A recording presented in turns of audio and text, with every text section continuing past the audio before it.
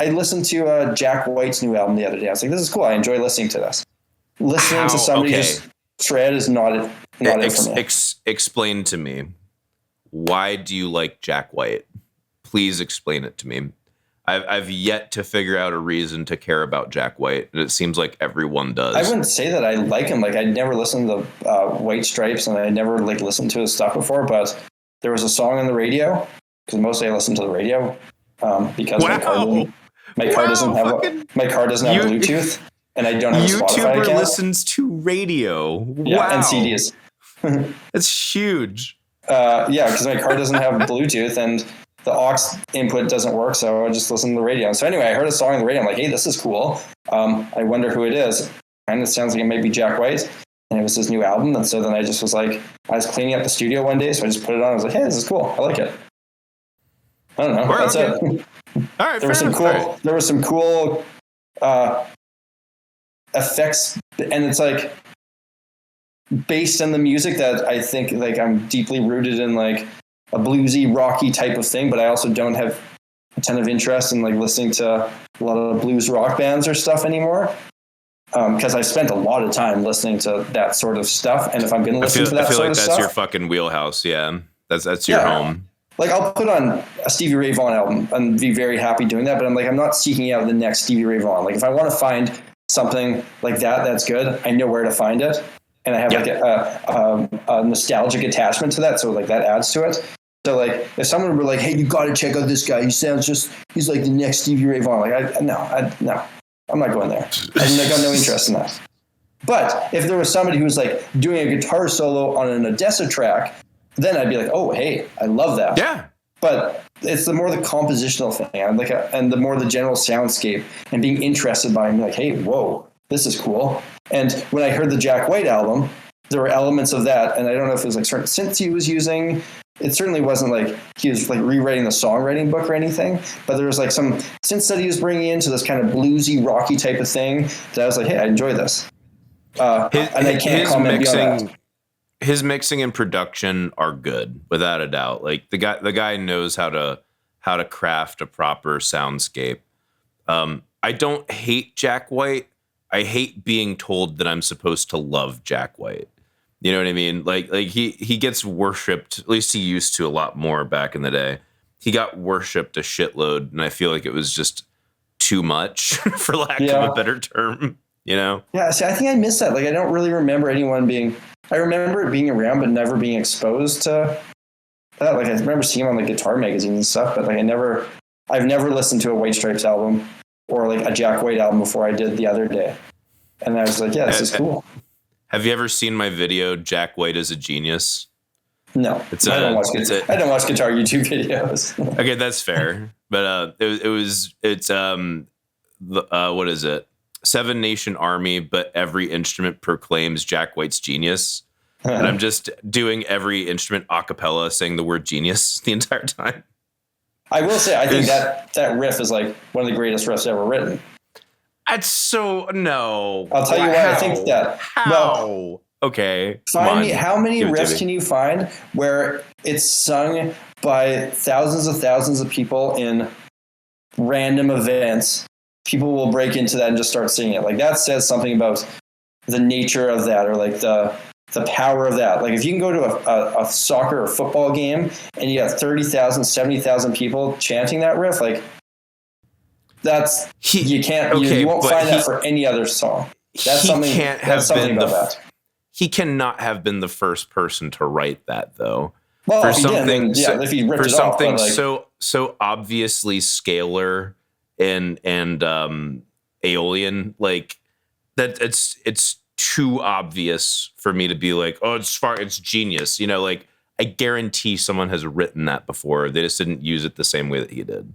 Maybe that arguably is like what makes it so great, is the fact that he took it as this repetitive fucking what do you call it? Like, he made it like a theme, but also he made it a meditation. You know, it was kind of both. So I can see that, but like, it's such a fucking obvious melody. But that's like also saying Satisfaction by the Rolling Stones. Yeah, it's obvious, but like, It's obvious because we hear it. It's obvious because you know that. Oh yeah, it's that one. I feel like there's more elegance to Satisfaction. As much as I could shit on it if I wanted to. I feel like there's more elegance to it. It's 3 notes. That's it. But like, I'm talking about even like the whole like the I can't get no. Oh yeah, sure. I'm talking about just the riff. I'm talking about guitar riff, like that one part. Oh, the guitar riff. Okay, that's fair. That's fair. Yeah, that's a song, dumbass guitar riff, but it works. Yeah. I think the whole song is like, if it comes on the radio, I'm not changing the station. So that's my like gauge of like how much I like a thing. That's fair. But I also didn't grow up being bombarded with that song. So when I say like that specific, I wouldn't turn Satisfaction off. Like it's a good song. Me neither. But that riff, and I'm not a Jack White fan, but I think like if you can get something that resonates in the way that riff does, it doesn't matter if it's simple. It doesn't matter if it's one single note. Like you've tapped into something special there, and I think like there's not a lot of things that are able to do that. Like I'm trying to think of ones that like what. Immigrant Song by Led Zeppelin, I think, is one of those riffs.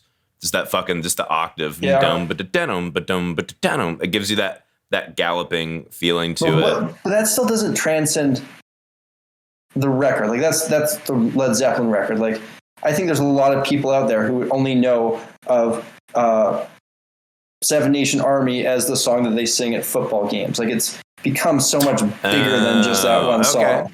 Okay, that's a good argument. Okay. Another one that I can think of that has that kind of power is like the ole ole ole ole ole. Like the way that people sing that, and just like there's something special about that it can be sung by all these people and everybody instantly knows it and can join in and just like feel something when they're singing that.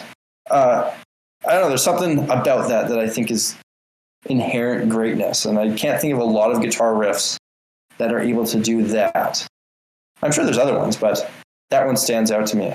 If you can write a riff so good that you can imagine thousands and thousands of people, whether they are musically trained or have never heard a song in their life, they can sing along to it. There's something about it that's great. It might be annoying, and you might not like it, but there's something valuable about it. There's something incredible about it. Like there's something incredible about Baby Shark. I don't know why. There's a very strong argument there. I would agree. Yeah, there is something to Baby Shark. I hate to admit it, but there really is. I hate that song. I hate that song deeply. But for something to be so earwormy, like my 2-year-old loves that song. And I don't know what it is about that specific one, but he just like, and every time I hear it, like I tell people don't play it because it's going to be stuck in my head all day. There's something about that. And if you try to do that, I always encourage people when people like are like shitting on country music, mainstream country music, which I don't particularly like at all, I should mention. But when people shit on it or people are talking about like pop music and saying like it's garbage, it's like, okay, hang on. Maybe you don't like it, but go and try and write something that everybody who hears it will understand, but also doesn't sound like a cliche of the last thing. Or like, you know, a complete ripoff, because it's really hard to do writing that. Something legendary is what you mean. I would say like when people like talk about like mainstream country music, like, oh, I could write this in a second. It's like, okay, no, go and do it and show me what you come up with. Yeah. And I guarantee you can't. Yeah, I'm definitely with you. Yeah, I mean, most of those mainstream country songs are also a team of writers. It's not just a guy. Yeah. You know, and they're crafted to be a specific thing. And I guess my point is that it's not just like a brain dead guy who goes into his room and writes a song about a truck. No. This is crafted to be exactly what it is. And maybe you don't like it. Fair. I don't like it either for the most part. But I would argue a lot of it is not good for society. So there's that. Yeah, that's a very fair argument too. But I think my issue is when people say it doesn't require skill to do this. It's like, no, go try and do it and you'll see how wrong you are. And people say the same thing about pop music. And again, it's like, go and try to write a song and go take it to get critiqued by people who would like be the gatekeepers of this industry, labels, publishers, supervisors, whatever. And you will see how far off you actually are. I mean, like you can do that, or even, you know, if you got the balls, if you really got the sack Go take it to the actual gatekeepers, the people that are going to consume it, and see how much they actually give a shit about it. Yeah. Random people who don't give a fuck about you from Adam, are they going to dance to this? Are they going to drink to this? Are they going to be reminded of the good times they had to this song? Are they going to want to sing along with it? You just heard a clip from the full podcast I had with Sammy G. You can see a link to that on screen. It's going to be in the upper left-hand corner, or you can click the link in the description to find it. It's a lot of fun. We go into some really deep stuff. See you over there.